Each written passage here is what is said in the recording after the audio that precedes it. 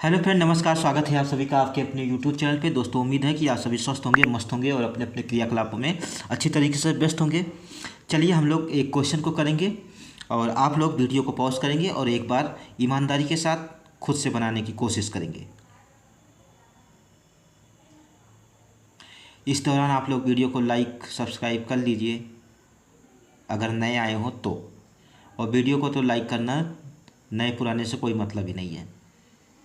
चलिए, इतना समय काफ़ी है। अब मेरी बारी है। मैं बनाता हूँ और आप लोग चीज़ों को सीखिएगा, समझिएगा। जिसका जिसका बन गया होगा वो लोग उत्तर का मिलान करिएगा। 9 व्यक्ति अर्थात LMNOPQRS और T का जन्म अलग अलग वर्षों अर्थात 1967, 67, 74, 80, 83 जो भी है में हुआ था, लेकिन ज़रूरी नहीं कि इसी क्रम में हो। उनकी आयु की गणना 2023 के संदर्भ में की गई है। ये हो गया। तो दोस्तों, जैसे ही हमें ईयर बेस पजल मिलता है, हमें ईयर का स्ट्रक्चर जो होता है वो बना लेना होता है। ये पहला काम होता है, तो हम वही करेंगे। पहले ईयर का स्ट्रक्चर बना लेते हैं जितना जितने कहा है। 1967, 74,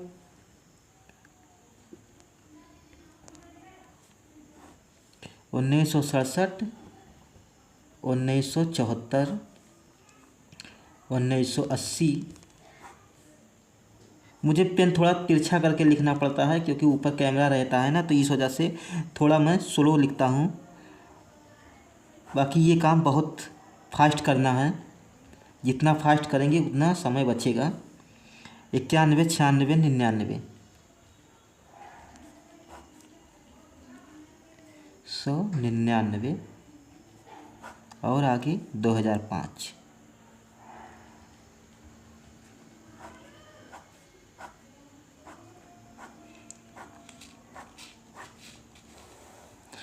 अब इससे गणना ईयर दे दिया है आयु निकालने के लिए, तो ये कैसे निकाला जाता है ये चीज़ समझ लीजिए। पहले जोड़ना जो है घटाने के मुकाबले में आसान होता है। इस वजह से मैं नीचे से नहीं प्रेफर करता, ऊपर से स्टार्ट करता हूँ। इसमें जोड़ते जाएंगे, तब तक जोड़ेंगे जब तक जो गणना ईयर दिया है वहाँ तक ना आ जाए। 23 तक मतलब तब तक ना पहुँच जाए। तो इसमें जोड़ना स्टार्ट करेंगे तो 3 जोड़ेंगे तो 70, 30, 33 ये हो गया, और 20, 53 और ये 3, 56 हो जाएगा। अब जितना यहाँ पर जुड़ता जाएगा उतना इसमें घटाते जाएंगे। ये तरीका होता है। 67 में 74, 3, 4, 7 जुड़ा, 7 घटाएंगे तो ये 49 हो जाएगा। 6 जुड़ा, 6 घटाएंगे तो ये 43 हो जाएगा। 3 जुड़ा तो 3 घटाएंगे तो ये 40 हो जाएगा। 3 जुड़ा, 3 घटाएंगे तो ये 37 हो जाएगा। और 5 जुड़ा, 5 घटाएंगे तो ये 32 हो जाएगा। फिर 5 जुड़ा, फिर 5 घटाएंगे तो 27 हो जाएगा। फिर ये 99 है 3, तो ये 24 हो जाएगा घटाएंगे तो। अब इसमें 6 जुड़ रहा है तो 6 घटाएंगे 18। अब 18 इसमें जोड़ेंगे जब 5 में तो 23 आ जाएगा। इस तरीके से हमारा वेरीफाई भी हो जाता है कि हमने सही किया है कि गलत किया है। अब कंडीशन को पढ़ते हैं क्योंकि क्वेश्चन तो हमारा कंडीशन से ही बनेगा। ये मैंने अलग से निकाला था, अच्छा क्वेश्चन है।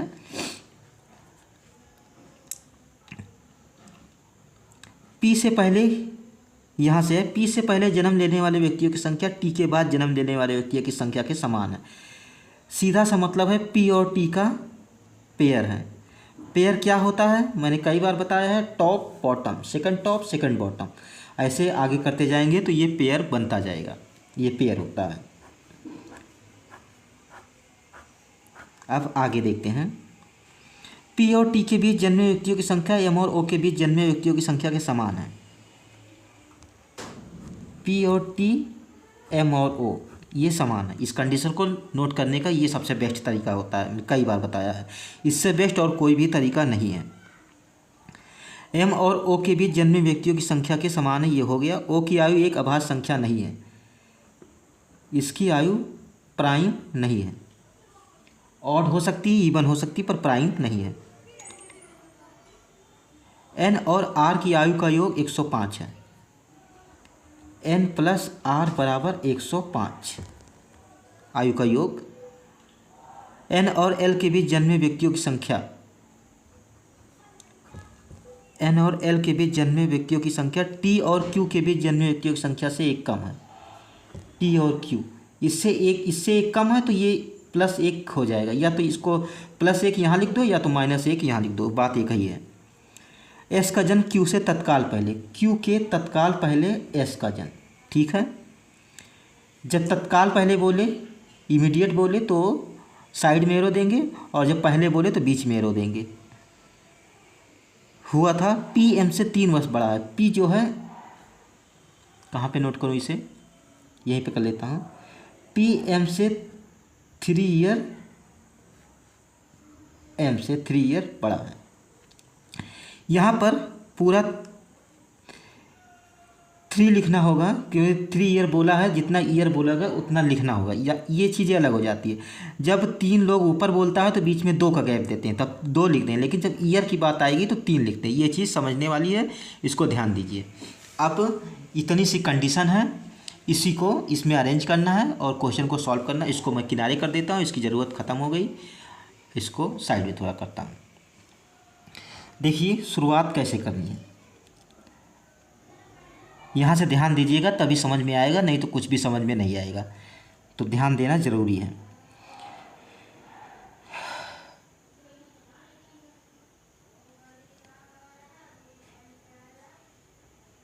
कौन सी कंडीशन से, ये देखिए, ये जो कंडीशन है ये की पॉइंट है। की पॉइंट को कैसे पकड़ना है ये चीज़ सीखिए, ये की पॉइंट है। एम से 3 वर्ष बड़ा पी है, क्योंकि और कोई कंडीशन से हम शुरुआत नहीं कर सकते। पी टी का पेयर है तो पेयर मैं कहाँ रख लूँगा, बहुत से पेयर हैं। फिर उसके बाद जो भी है n+r, तो ये तो बहुत कई संख्याओं के ऐड करने पर बन सकता है, तो इसको भी नहीं कर सकते हैं। क्यू और एस के ऊपर कहीं भी रख सकते हैं, तो इस वजह से ये की पॉइंट है, इसी को पहले देखना है। एम से 3 वर्ष पी बड़ा है।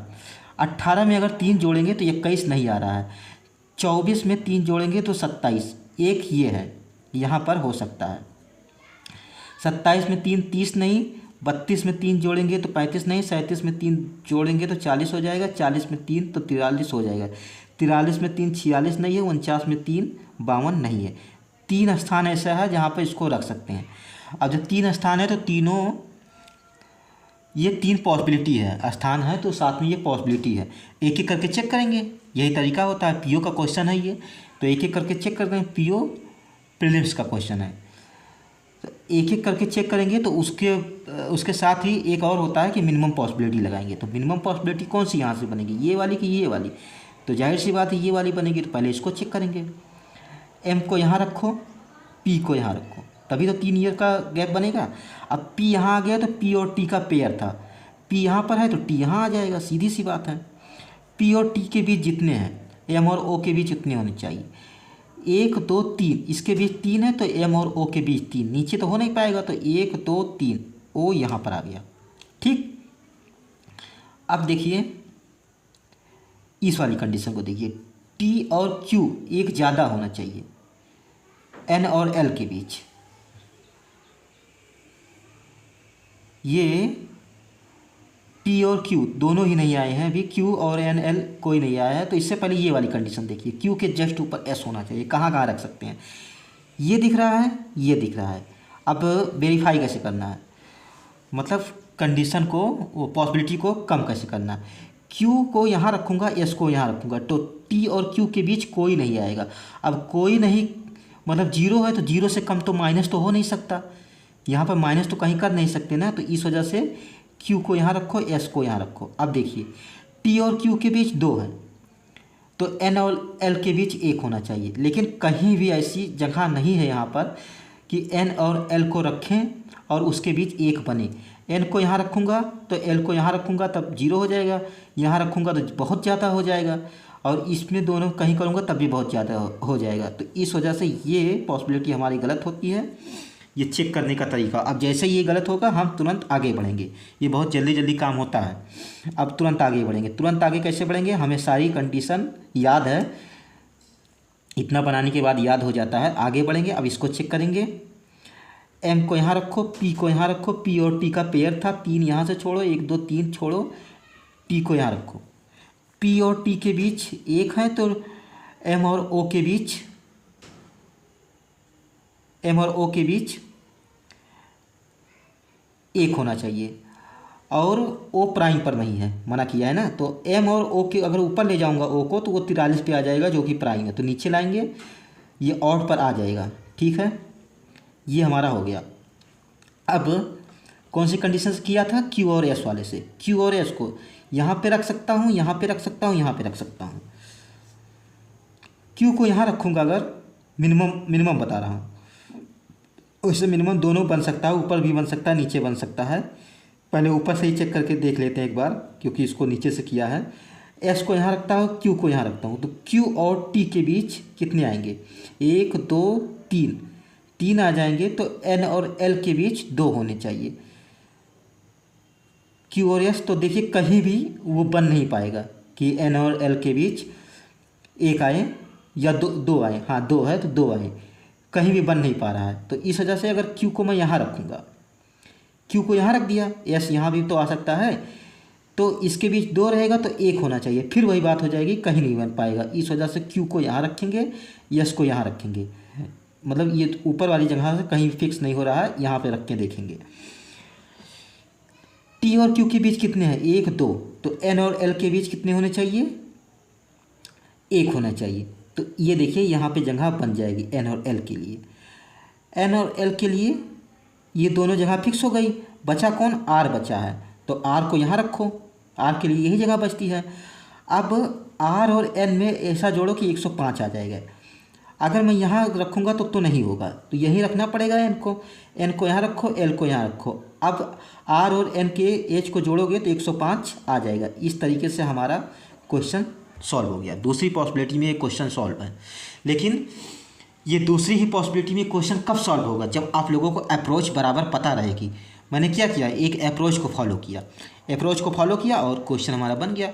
ये जैसे ही गलत हुआ हम आगे बढ़ गए और ये वेरीफाई हो गया। अब उम्मीद है कि आप लोगों को समझ में आया होगा। समझ में आया हो तो वीडियो को लाइक कर दीजिए, चैनल पर नए आए हो तो सब्सक्राइब कर लीजिए। मैं आप लोगों को रीजनिंग के इसी तरीके से क्वेश्चन को समझाता हूँ, रीजनिंग के सारी चीज़ें बताता हूँ। थैंक यू सो मच, और प्रॉपर 2026 तक बताता रहूँगा। धन्यवाद।